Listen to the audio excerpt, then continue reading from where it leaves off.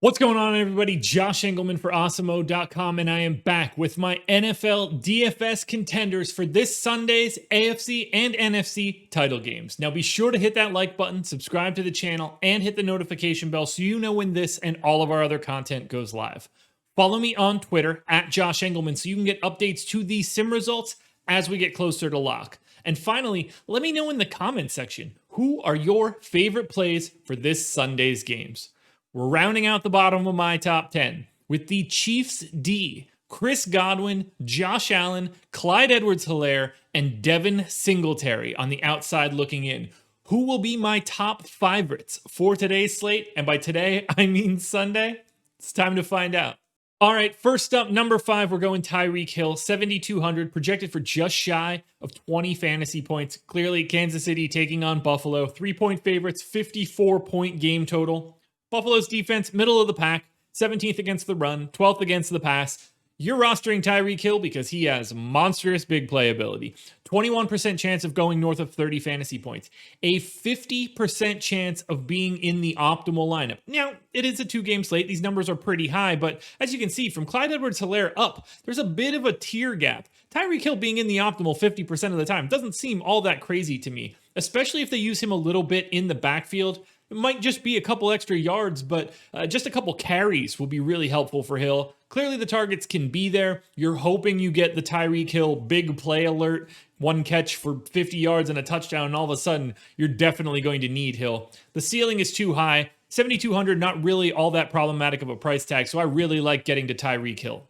Next up, number 4, we're going Aaron Jones. It was looking a little squirrely last week, ended up being fine. 6,500, 16.4 fantasy point projection. Green Bay, obviously, taking on Tampa Bay, Battle of the Bays. Packers, 3.5-point favorites with a 51.5-point total. Now, Tampa Bay's defense is legit. First against the run, 5th against the pass in Football Outsiders DVOA.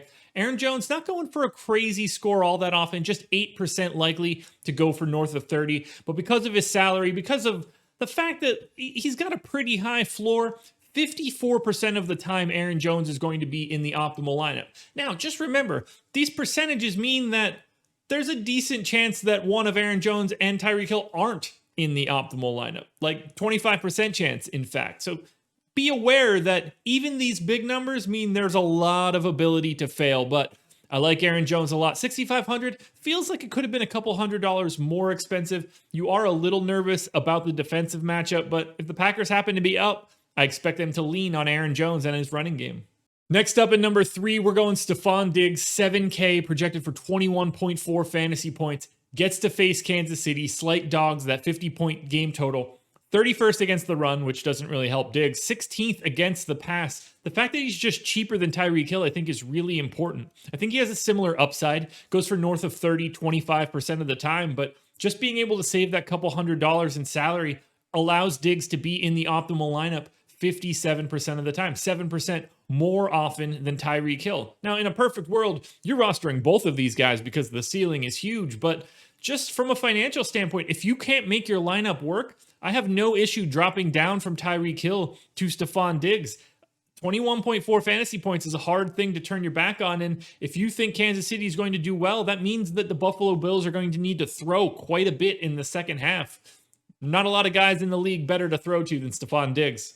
But one of those guys is probably number 2, Travis KELCE. $8,000, 20 fantasy point projection, clearly at the tight end spot. Favorites, Bills defense, middle of the pack.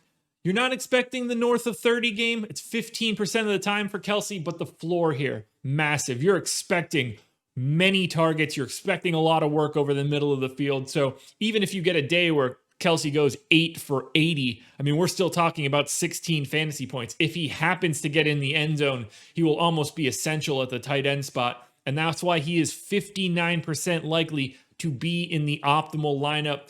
It's going to be tough to go to KELCE and Hill, so I really like the KELCE-Diggs pairing. I think Aaron Jones works no matter what you want to do, but if you go to Tyreek Hill, maybe that's the spot where you end up paying down more at tight end, but it's really difficult to cobble together any other real likes at tight end. Travis KELCE is in the optimal 60% of the time. There's not a lot left over for anybody else playing tight end. Now, before we get to my number 1 contender, one last reminder, please hit that thumbs up. I love seeing the likes go up. It makes me feel great on the inside. Subscribe to the channel though. We're at 59,000 subs. Or 49,000 subs, excuse me. We're trying to get to 50,000 subscribers by the time we get to the Super Bowl. So if you guys can subscribe, that helps. Hit the notification bell. You don't want to miss this stuff. And follow me on Twitter at Josh Engleman so that you can get the updates to these sim results as we get closer to lock. And now the final contender, number one, Davante Adams. So much talent in the pass catching game. KELCE, Diggs, Tyreek Hill. I mean, that's loaded. Chris Godwin, the rest of the Bucs guys. But Davante Adams is at the top of the heap. 8K, projected for 24.3 fantasy points. Again, 3-point favorites, 51.5 point total. Difficult defensive matchup. First against the run, fifth against the pass. There's an ability here to struggle, but I'm really leaning on Aaron Rodgers, a guy that can get it done regardless of the defensive matchup. And Adams, honestly, is probably the best wide receiver in the league right now. He's going for north of 30 fantasy points, almost 38% of the time. And that's enough to put him in the optimal lineup 61% of the time, more than any other play on the slate. If you have the money and you can free it up, Davante Adams is the best possible rostering that you can have on this slate.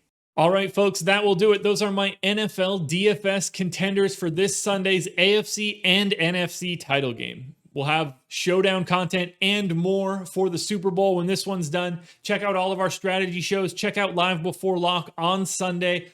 Good luck this weekend, and I will talk to you guys again, I assume, in 2 weeks for the NFL Super Bowl.